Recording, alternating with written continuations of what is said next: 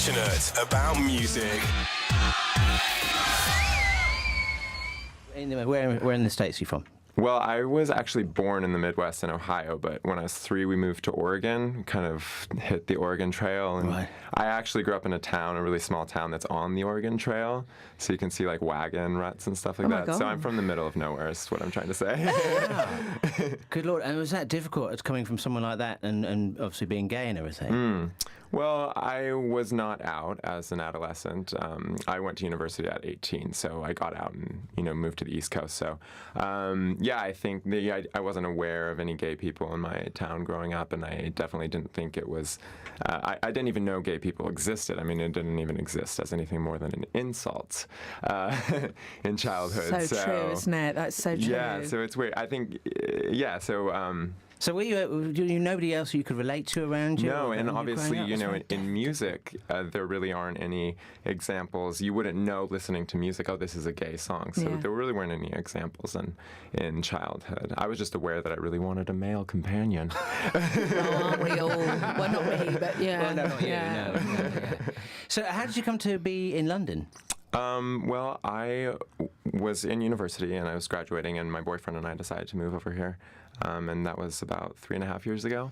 So, yeah. And then you brought your American Motel over to us as well. Yeah. This is so classy. Can you tell us about American Motel? Because we could talk about the photos, the videos, and the music, and it's stunning. It's the photo itself. I'd have that up as artwork in my house. Oh, okay. It really is. It's like something out of a magazine. It's incredible. Tell us a little bit about it. Okay. Well, American Motel is the title of my debut album. And it's also the name of the title track, American Motel. And it's just a collection of songs that tell stories that I've been living essentially since leaving my hometown at 18 and then traveling in Latin America and having these kind of crazy experiences there. And I think we know what we mean. Yeah, what kind of crazy experiences in Latin America? I mean, Latin America is always crazy. It's just who knows what's going on there. Was it your Thelma and Louise moment? Come on, explain. Share. Yeah, sure. My boyfriend at the time, he's actually now my husband. Sorry, we got really personal really quick. He's Colombian, so we met in college and we would do a lot of traveling in Latin America together. So I guess, I don't know, it was very cinematic.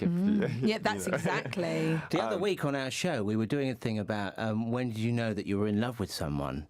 Can you remember that moment? Oh my God! Well, yeah, I actually talk about. So there's the album which we're talking about right now, but it's also I'm doing a live show at Leicester Square Theatre in February. It's a theater show based on the album. So we perform the tracks from the album, and then I also do some monologues that kind of bring the songs to life. And one of the stories that I tell is about that first moment, and I was so terrified because I had a girlfriend. Oh my God!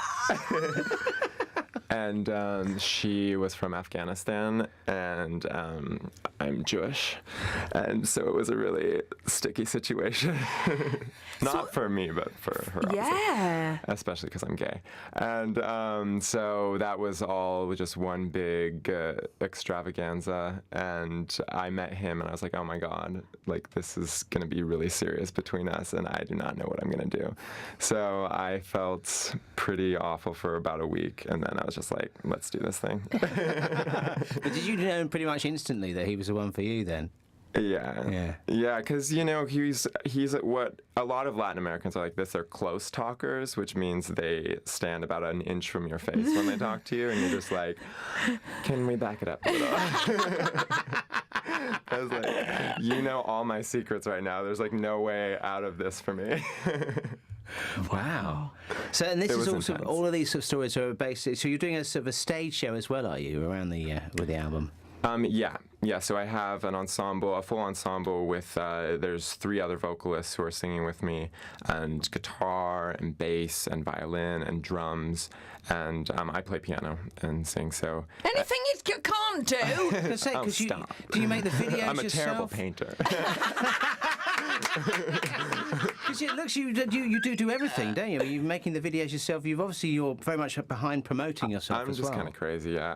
I actually studied a bit of film production in college, so now that I'm doing this music career, it's really exciting to be able to make the videos myself. And I did, people can see my 10 Million Lights video, which I did with a bunch of West End actors this summer. And then the most recent one is called American Motel, which is the title track from the album. Can we also say that it's really lovely you're launching songs from the American Motel as part of LGBT History Month. How did that come about? Well, I mean, February is LGBT History Month, yeah. And February was the best month to do this show. But I think it's really apropos because, LGBT History Month is about recounting our collective history, and I think there's been a lot of talk.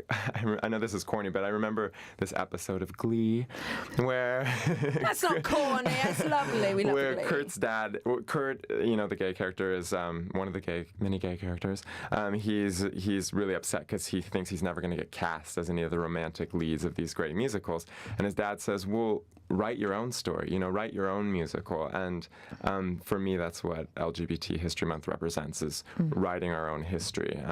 So much that happens in I would say, gay pop culture is actually done by straight people, films, music. So true. So many straight women who are like the torch bearers, if you will. And I think it's, I'm working really hard to be a legitimate gay rock star who sings very openly about the men that I love and lust after. Yeah. The same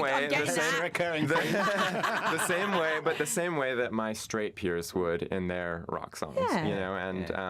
I think it's time. People have told me, "Oh, we have out gay rock stars and pop stars," and we really don't. They may be out in their personal lives, but they still have not had the balls to come out. Elton John's been at it for decades, and he's yet to release a song that's like, this is a song that I'm clearly singing to a guy about how much I love him. There are no love songs from guys to guys, really. Yeah, he did do Song for Guy. No, Neil. Do you know what? We're turning it. But there was no lyrics. Neil, exactly. So it's like, what are people afraid of? Yeah. And everybody says to me, they're like, well, you don't want to limit your audience, and that's such an insult to straight people, first of all, because it's saying that straight people can't tolerate gay content, which is just BS. Well, the world was ready for Katy Perry to kiss a girl. Are they ready for you to kiss a guy? I think so. I do at the end of my 10 Million Lights video. So. Oh, now suddenly it's suddenly got a whole billion other hits in it now, hasn't it? When can we catch you live? You mentioned a live date. Yeah, so the show opens February 8th, and it runs till March 3rd. And you can get tickets on my website, or you can go to LeicesterSquareTheatre.com. Yeah, it will be found. That's the beauty of Google. Listeners, treat to meet you, Ezra Axelrod. Thanks very much for coming to see us. Oh, thank you guys. It's been a pleasure. We also haven't said how incredibly handsome you are, and we videoed this, and it will be up on our website very soon. It's been the most flattering interview ever. Thank you, Ezra. Passionate about music.